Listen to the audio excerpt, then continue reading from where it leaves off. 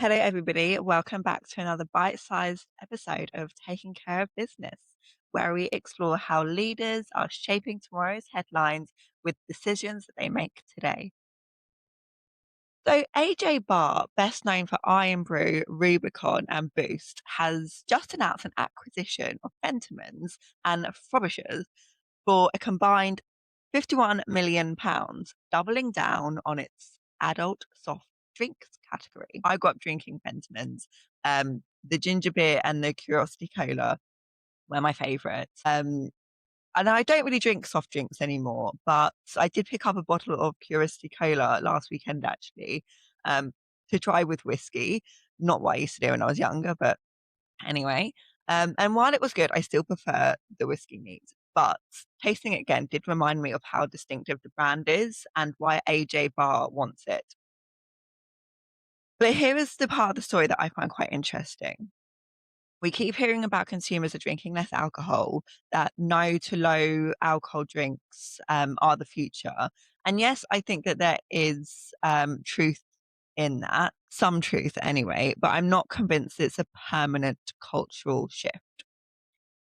We've seen this before. Think about electric vehicles. A few years ago, EVs were the future, and now that hype has softened down as reality is kicking. And the same with athleisure.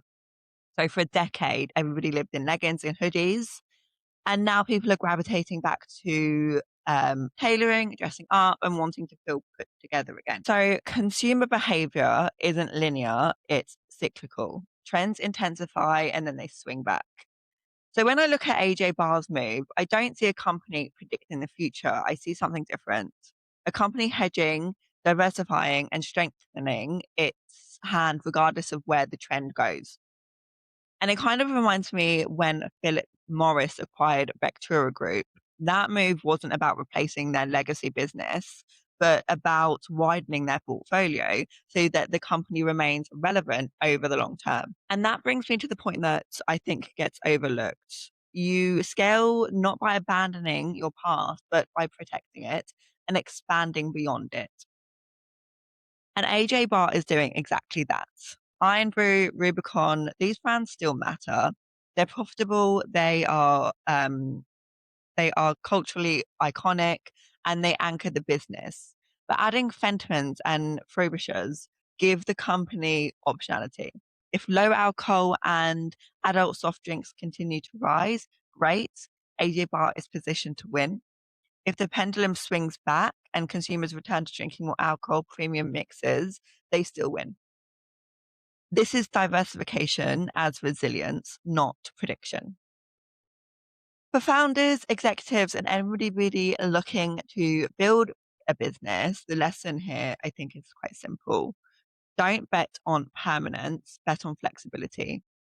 Markets move, culture shifts, consumer habits change quicker than anybody expects. Companies that survive are the ones that build portfolios that can weather the up cycles and the reversals. And that's how AJ Barr is taking care of business.